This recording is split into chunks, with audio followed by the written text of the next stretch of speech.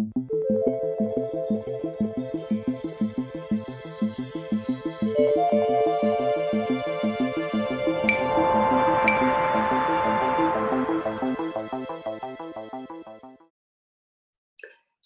welcome everybody to our fourth session of this fantastic Unlimited festival, where we're discussing all sorts of different issues and perspectives around the world of disability.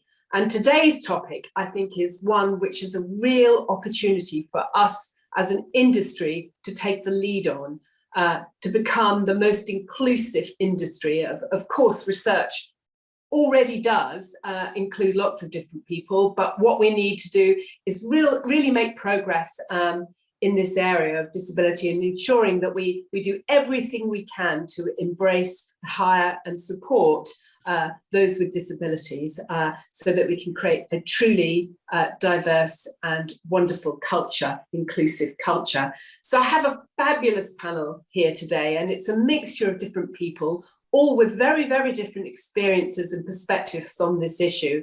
So we're going to have an opportunity to hear from people who are actually in the thick of recruiting people into big, large research companies.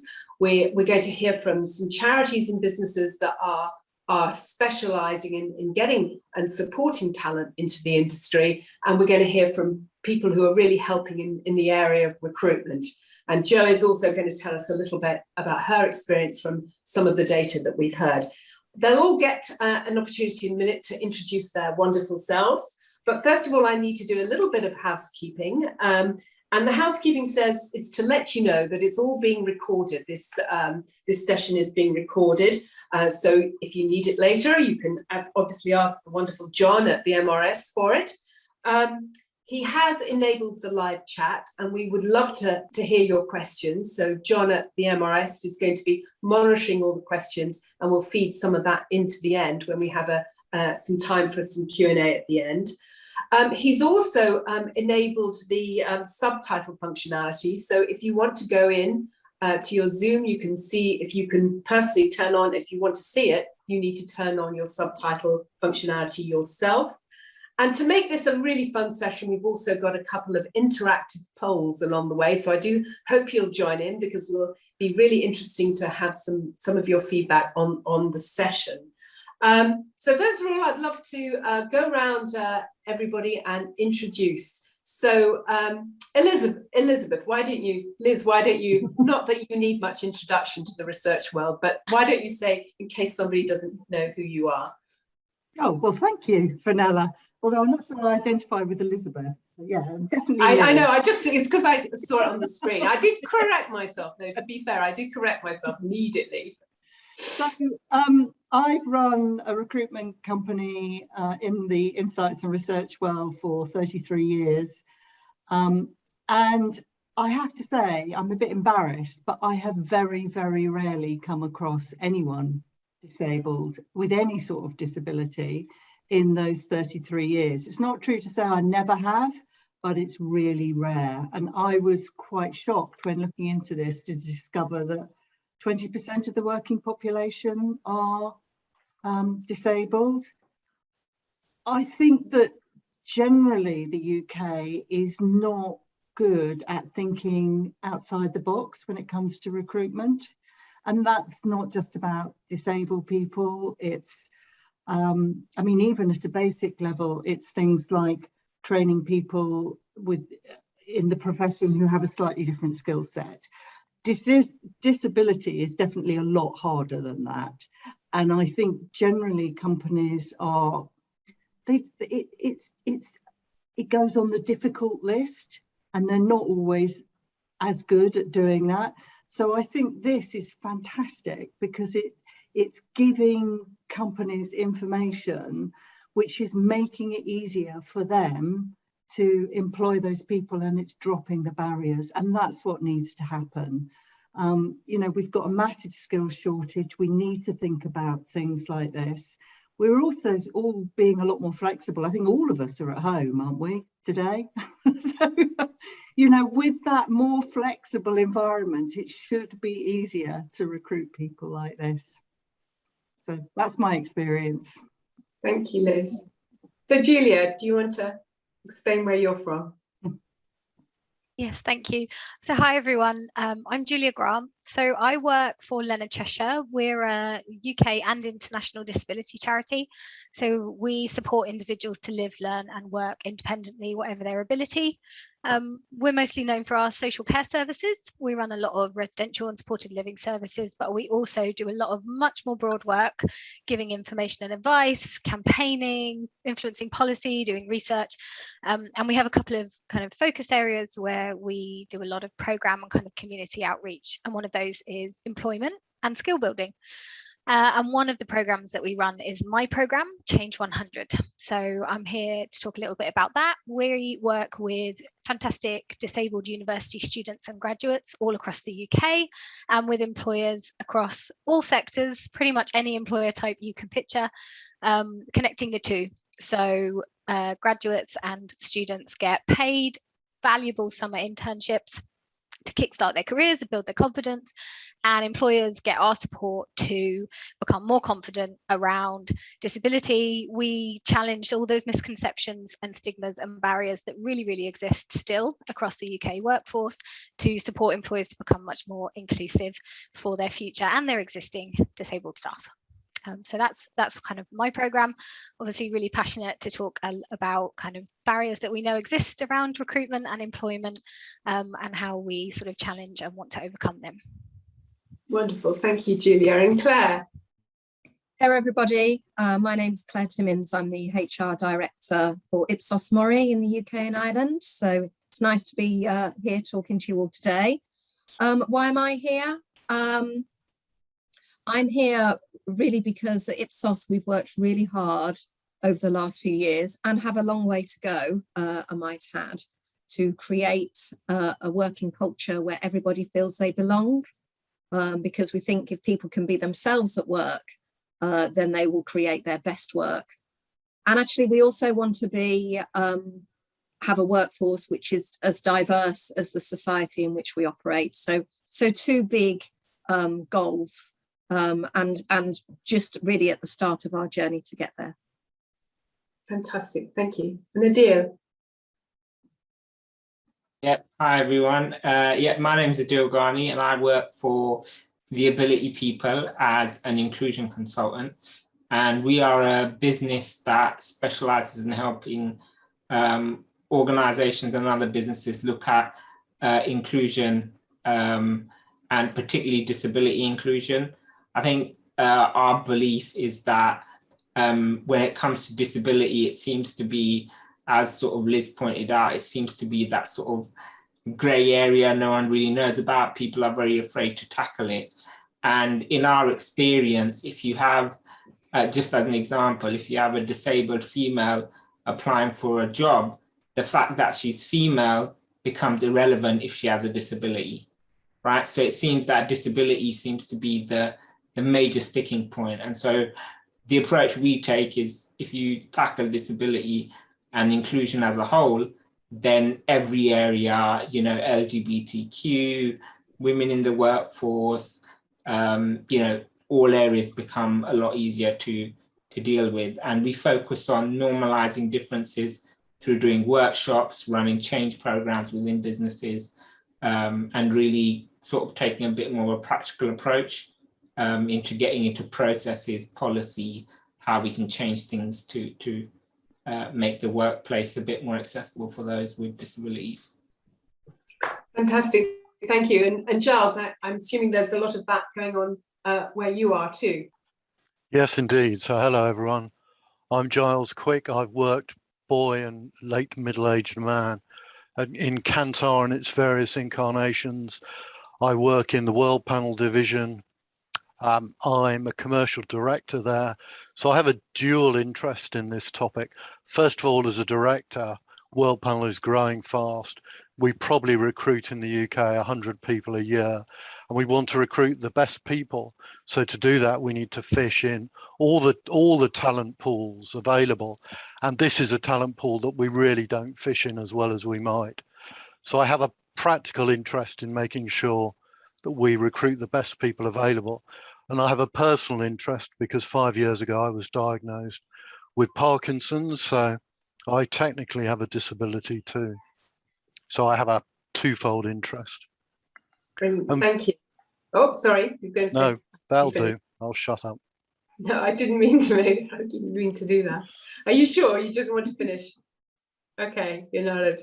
Well, then, last but not least, Joe, who is part of our gang on Unlimited, championing everything that we're doing around disability. Joe, would you like to introduce yourself? Yeah, I've been in market research for more than 30 years in my first part of my career, which was in the previous millennium, the previous century. I was agency side, client side, UK, Asia, quant, qual, bit of everything.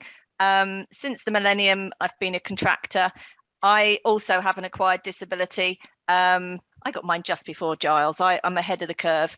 I got MS. I'm now a part-time wheelchair user, but actually that's not a problem. On Zoom, it makes no difference. And actually, as you mentioned, with working at home makes a huge difference. The data now shows probably about 40% of disabled people that were previously excluded from the workplace can now proceed. But my motivation was I met a graduate a few years ago who was struggling to find a job despite good experience, good degree from top university, because she was blind. And are those not the problem-solving people that we need in this business? And that was really what motivated me, and really think we've got a way to go. But I think the exclusion is accidental. I don't think it's deliberate. The data that we showed on Monday showed that disability is potentially the biggest exclusion factor that we face as an industry. So I think it'd be really good to get people's experiences and ideas today. Fantastic, and that's exactly what today is all about. I mean, we do want to just touch initially on some of the barriers, but paint a vision of where do what's the change we want to see and where do we want to get to. But most of all, I think this group of people are very well positioned to talk about some of the practical things that we could all do to help us achieve our mission to create a more inclusive environment for those with disability. My name's Vanella Jackson, and I'm a chair at Hall & Partners, and I too have a disability in that I'm dyslexic, and that was part of my interest in getting involved in this group. And so I'm very keen and interested to hear some of the perspectives that we're going to discuss now. But Liz, you started to talk right at the beginning about some of the barriers that we feel that we need to overcome as an industry. How do you see those barriers? What are the barriers that you see? Well, yeah, I mean, it's the most simple way of putting it is that people want to hire people where it's really simple, where the interview process is standard, where they don't have to worry about how they select those people, how they integrate those people into the workforce, how they train those people. It's all relatively straightforward. And with disability, it's harder to do every single aspect of those things.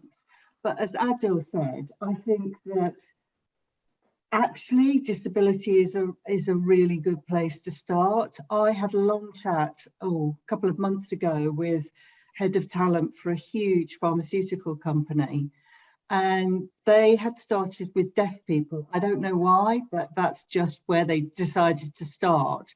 And he taught me through the whole thing of how, if you think about how you access those people, how you select those people, is an interview appropriate or should you be doing something else? How do you onboard those people? How do you ensure that the culture works for those people? How do you train those people? If you go through every single step and get that right for disabled people, as Adil said, actually onboarding,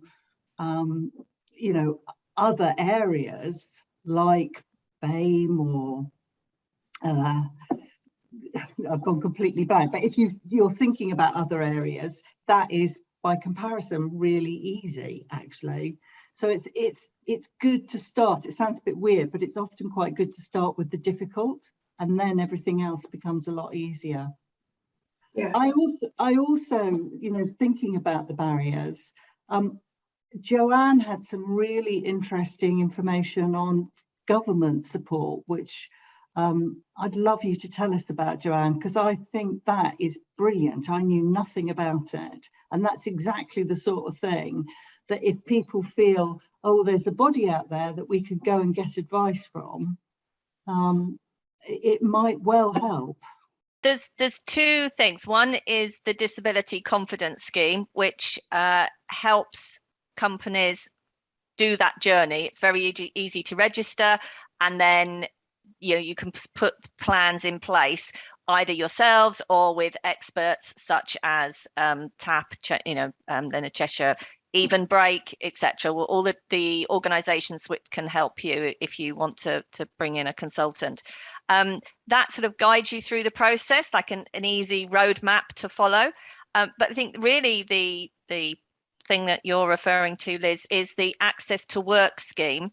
And that's a government scheme which provides funding for the individual. So when I woke up with MS, which is unusual, most people develop it over several years. I just woke up with it. It's like, how am I going to get to work? How am I going to carry on doing things? How am I going to solve the problems? And Access to Work, which is a government funding, it's not a benefit. It's nothing to do with how much your income is or how much savings you've got or anything. It pays the cost of extra support that somebody needs. So if you employ, you're talking about deaf people, if they need a BSL translator, that cost can be covered by Access to Work. If for me, I needed somebody to travel on the train with me, and when I was presenting, I couldn't host in terms of carrying trays of tea and things. So my assistant would help me in the same way as many people would have a PA to do other aspects of their business. They pay for the technology. If you needed the person needed voice activated software because they couldn't type, that would be paid for. And people are much more familiar with the physical items. You may have worked with colleagues who've got screen readers if they're visually impaired or something like that. But they're not less familiar with neurodiversity or with mental health issues. If there was somebody who, say, after COVID was nervous about going back into the office, the Access to Work can provide a travel buddy for them to accompany them to the office so they don't lose their job because they're too frightened to go through the front door. It's called a retention plan then. So I'm not saying it's a perfect system and that it solves everybody's problems, but it is there. And the blind girl who inspired me in the first place, Harsha, was saying that she found recruitment agencies were putting barriers in and saying, well, how will you get to meetings? It's like, I've got Google on my phone. And that type of thing. And there is so much technology available that those things are not barriers. They are easily overcome. I think just to add on to that, I think that's a key thing. Often organization can perceive barriers for people with disabilities, and actually when you speak to those people, the barrier doesn't exist. Just as an example, I use an electrical wheelchair and I have a PA who helps me get out and about. Now, if an organization was looking to hire me, they might think, oh, well, we won't send a deal to meetings because it's difficult for him to get from A to B. Well, no, actually, if you ask me, it's not difficult, right? I use a car, I get there, right? I get off, all that, parking's not an issue, right? So in the sense that sometimes, and this is one of the things we work on as an organization as well, is giving people the exposure to difference. So I think education is key, but also exposure, right? Show people what the possibilities are, right? So that they can learn and empathize. Right, it's just like wearing glasses, right? Wearing glasses has become what we call a normalized difference because no one asks you what's your prescription, right? Because it's normalized. Everyone understands you go to the optician. Everyone understands the process behind it. Everyone understands the limitations someone might have if they wear glasses.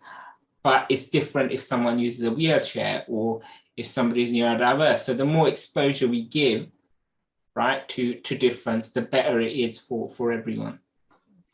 Interestingly, when I became a wheelchair user, my daughter had no problems with spotting drop curbs and things because she'd been at a school with a chap who was in cerebral palsy, and she used to hang around with him because it meant she got to use the lift and didn't have to walk up and down the stairs. So she was already spotting, she was way ahead of me because she'd grown up with it. And the problem of our generation is we didn't grow up with it. Yeah. And also, really, I wonder if we're embarrassed about it. You know, maybe people aren't asking about whether people can do things because they feel a bit awkward and they feel that it might be discriminatory to say, can you do this, or are you able to do that? So they just don't ask, don't get the information, and don't help.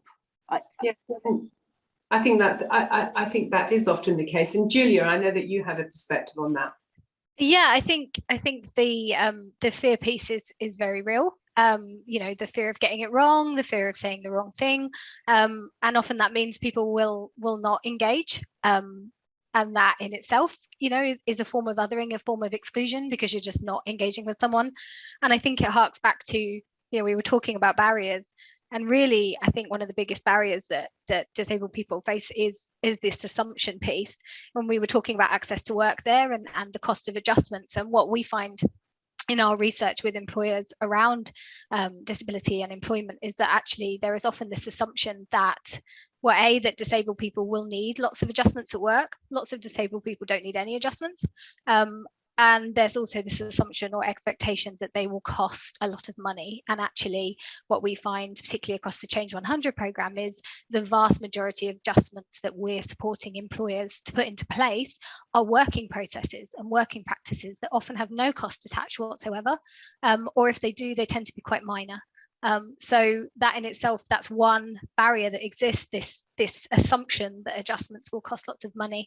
And we know from recent research that that is genuinely the case from hiring managers across the UK, and it simply isn't true.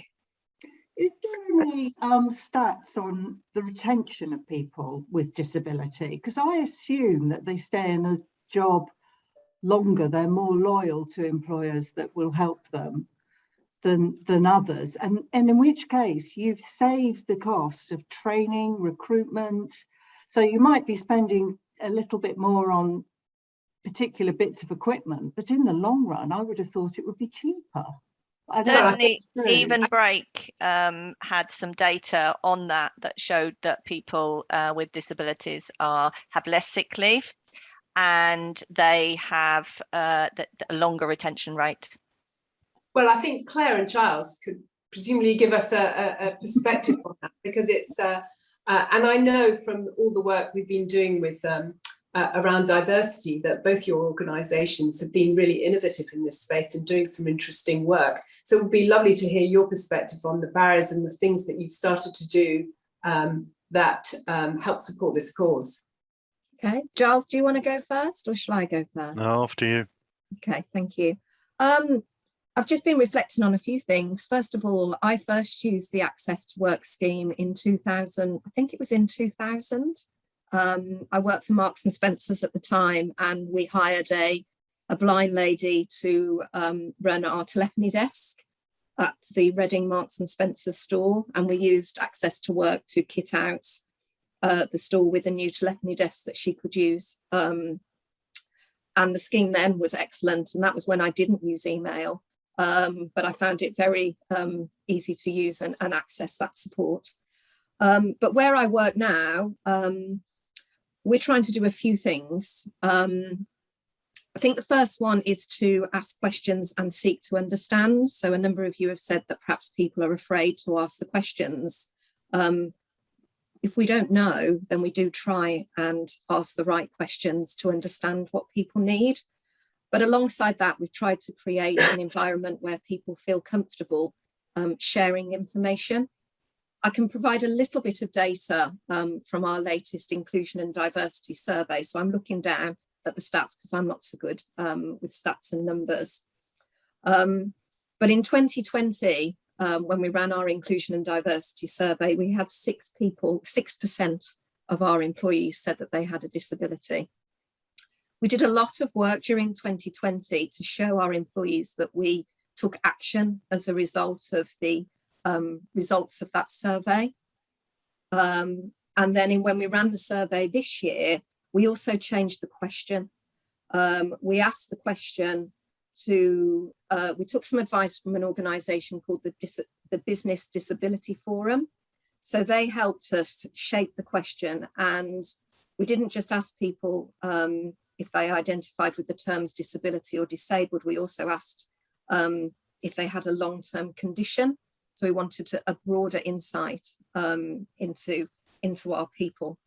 And actually, we ended up, the results of our 2021 survey said that 25% of our employees had a disability or a long-term condition. We had more people in 2021 complete the survey. So 70% of our workforce in 2021, but 48% in 2020. But I just feel that what this shows is people were willing to start sharing.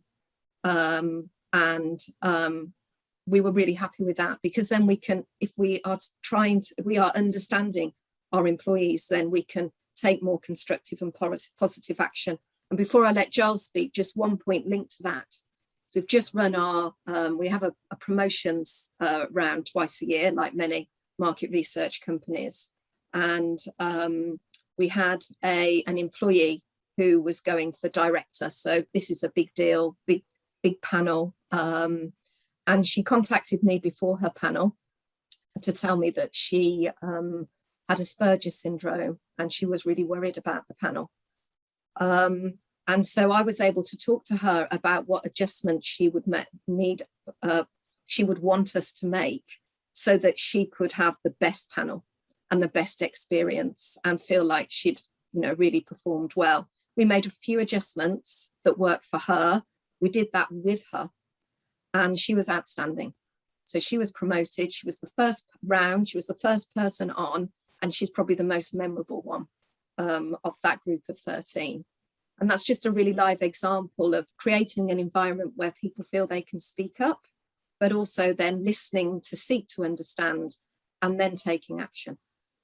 I agree, Claire. I think one of the conundrums as a disabled person is whether you declare it or not. If you declare, probably the truth is you're less likely to get the job. And if you don't declare, then if adjustments are required in your work, the likelihood is that you're more likely to lose your job. So I think there's this real conundrum and tension between declaration or not declaration. And I think it's up to us as senior managers within research organizations to create the culture and the space for people to feel comfortable, that, like in your example, the person with Asperger's was comfortable enough to declare it. My personal observation is it's quite lonely, apart from Joanne there. Joanne is probably the only person that I've met within Kantar or ex-Kantar that has a visible disability. There are a couple of people that I've passed in the corridors, but it's a very lonely place, given that there's supposed to be 20% of the working age population that are like me and Joanne and neurodiverse and so on. And I think, and Joanne's great at this, and no doubt she can tell some more stories about this. But recently I've begun to provoke a bit more, provoke action. I had a chat with Even Break, and I suggested, and I know Chris is listening into this, to our MD, Chris Morley, that we partnered with Even Break to try and post all of our vacancies on their job site. And Chris has kindly taken up the challenge and is championing that within Kantar. And all that took was me provoking a little bit of action. So I think we need to act as sort of agents provocateurs and provoke change, provoke action. And I would ask that everyone dialing into this webinar, as an ally, start provoking action, provoking change. I think it's really interesting, and I obviously the idea that we have to create safe, more supportive and inclusive environments and cultures that enable and foster this. But how do we go about doing that? What are the specific things inside organisation that you've seen or experienced that actually help create that more inclusive atmosphere and accessibility for those with disabilities? Specific things that you've seen companies or organisations do that have been successful?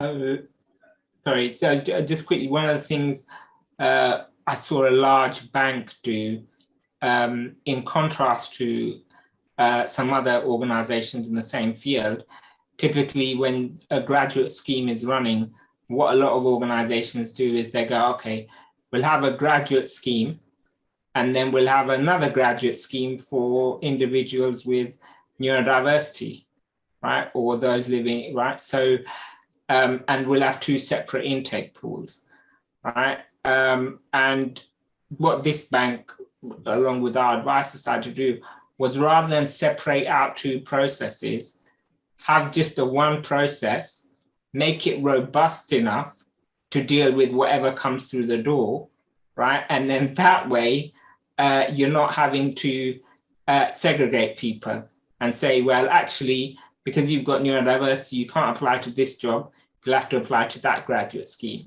right? So I think making processes robust enough to deal with whatever comes through the door, and also having discussions. I think having discussions openly and honestly, and not just for people with disabilities, but people without as well, where everyone can sort of learn together and go on this journey together and sort of help each other, I think is key. Yeah, I was thinking when Giles was talking, you must have to be very brave to admit to perhaps a disability where you think you're going to be disadvantaged at work. But at the same time, unless people do admit to it, and it's something that's exposed and out there, and we're all talking about, and we get to feel more comfortable with and understand, I don't know how organizations change. I think the thing is, the point that Claire made is interesting, right? The year before, right, only what percent, 6% or something. Don't ask me about the percentage. Yeah, well, a lower percentage disclosed. And then what did they do? They went to a specialist organization, consultancy.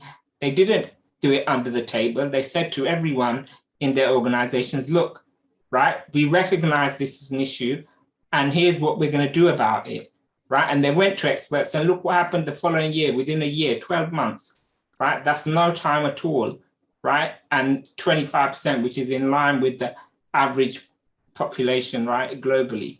20% of people have a disability, and people disclose, right? So it shows that when you make a genuine effort and your heart is in the right place, and you admit, we don't know all the answers, so we're going to work with people to get this done, it makes a difference, right? And it's not just in Claire's organizations, there's organizations up and down the country we've seen.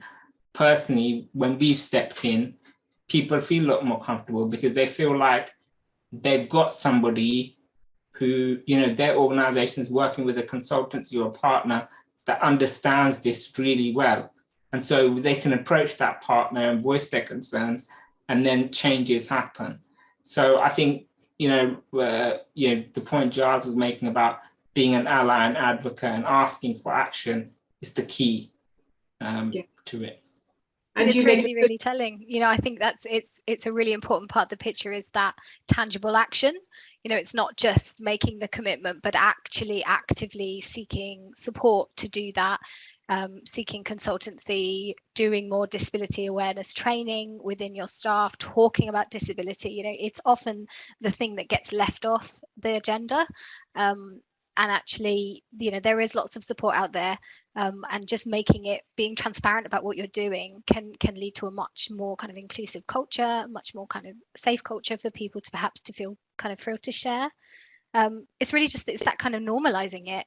I think when we think about recruitment as well, the idea of asking people around if they need adjustments during a recruitment process, that should be a standard process, and that shouldn't, if you're thinking about inclusivity from the start, you shouldn't have to be backfilling and making changes. There will be individuals who will require, their own tweaks, but if you're thinking about inclusivity from the start in your recruitment processes, then that should just be your standard, rather than the kind of coming back to it later.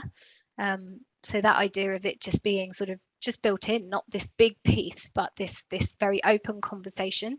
I think I really like that idea, this open conversation, and as Adil said, having the humility to admit that you don't have all the answers and don't know everything. And on that point about awareness of the support, we thought it would be interesting to run a poll to see how many people are aware of some of the support. And I think Jo, you're going to run that with John. Yeah, if John could just pose that, we just wanted to see how many people were aware of Access to Work and how many people were aware of the Disability Confident Employer Scheme, just so we can see how high or low the awareness is. And what you were saying just now about people's experience, certainly for me, the coming out as a disabled person was very easy. I worked for somebody called Anita Emery, who many of you will have known in the industry, and she was just a problem solver in terms of, you know, solving problems for clients. So she was very flexible. We had a very mixed team of different sexualities, different colours, etc. So I knew when I fell ill that there wasn't going to be an issue. We would find a solution that suited everybody. You know, I adjusted the sort of hours I worked, the sorts of work I did to make sure that the clients were not in any way negatively affected. So where there's a will, there's a way. And certainly market researchers should be problem solvers. Yeah. And should understand people. Yes. I was just going to say I just wanted to share a couple of examples where we've had quite a visible, where we've engaged different employees very recently, just in terms of office design. So we're taking our time, but we're trying to make our office look a bit different post-pandemic. So it's a more interesting place to work and a more creative place to work.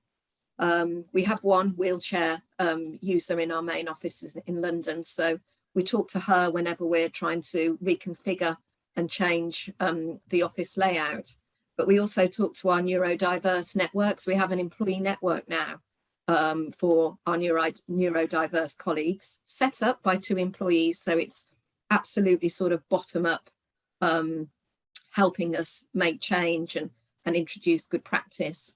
But we talked to them about the office design, and we used to have these terrible chains between the walkway and some of the desks. And people used to walk down past the chains and just brush their fingers down the chains. Used to drive people potty. Anyway, we've removed the chains, and the chat on this network on MS Teams about, great, they've moved the chains, because it used to drive them nuts when they were, you know, working and trying to be settled and doing their job. So just little things like that can make a big difference to the working environment that our employees have. And I would love to capture some of those little things that make a difference. If all of you could just tell us your 3 best ideas to steal that you think would be the most successful things to actually begin to build that inclusive environment and make a difference to disability in our industry and in different organisations. 3 things. I can think of one. Okay, we'll think of one then. Let's kick off with one. So we've talked a lot about visibility, making people more comfortable to admit to disability within an organisation, but it's also very important in terms of encouraging people to join an organisation, to make them feel that's an organisation that they will fit into and be comfortable with. So using people is probably the wrong word, but putting ambassadors out there and showing the world at large, you know, how these people have progressed and what you're doing, even if it's down to the chains, all of those things will help people feel comfortable about joining your organisation. I'll give you 3 quickly. Access and lobby senior management. Action will only happen if it gets proper commitment from the top. Engage experts. In time, we can become experts. We can have experts within the organisation, but for many of us at the moment, we lack the expertise we need to engage people like TAP, people like Even Break. and then provoke, offer something that requires a decision. Here, I'm suggesting this. Are you going to go with it or not go with it?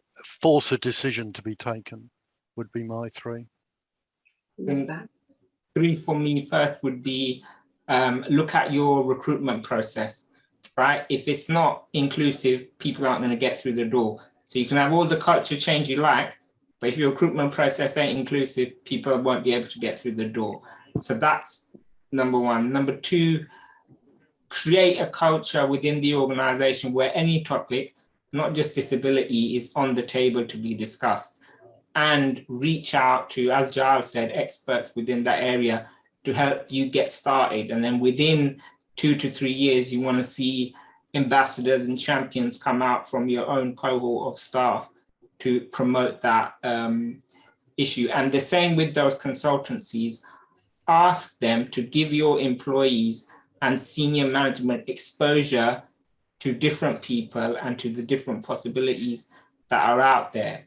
You know, as TAP, we're fully staffed by individuals who live with a disability. And when we go into organizations and they see individuals and they're allowed to ask those open and honest questions, you know, where everything's on the table, right? And it's a lot easier to do that with individuals who don't work for you, right? Who don't necessarily have you know, they're not your subordinates, so to speak. They're outside from the organization, so they can be brutally honest in a sense. So I think, yeah, those are my three themes there. Yeah, I would definitely echo a lot of what Adil said there. I think recruitment processes is like number one. And I think within that, you know, simple things that I kind of already mentioned around, you know, you might be asking if anybody requires an adjustment, but even just the language, you know, how are you asking people that? Are you asking people very kind of heavy negative questions, or are you using open positive language? And the same when people join your organization, how are you asking your staff to tell you if they require any adjustments at work? Are you using very kind of formal legal language like declare and disclose, or are you simply asking for an open conversation and for somebody to share? And that can set a real tone and a culture into how you have those conversations with someone and how kind of comfortable they might feel to share. I think as well, that piece around allowing an individual to tell you. So don't guess, don't assume. Ask the person, they will tell you. Everyone is an expert in themselves. And being open to change as well. You know, being open to the fact that disability and long-term condition is not a fixed thing for many individuals. Conditions will change and fluctuate. People will acquire conditions while they're working. You're far more likely to acquire disability in your working life than you are to be born with a condition. And so actually being open to knowing that you want to support that person ongoing. Adjustments might need to change. You may want to try things out, but that person is the expert. And that's a big piece of work we do on Change 100 is getting employers to continue that conversation. You can't just do it once. You need to check in with an individual, and they need to have the space to ask for ongoing support if they need it. I think that was 3. That might have been 2. I'm not sure. And Claire? Well, I echo lots of the points that other people have made, but I guess my 3 would be, if you're going to do something, then do it. So if you tell your staff you're going to do something, you need to deliver on it.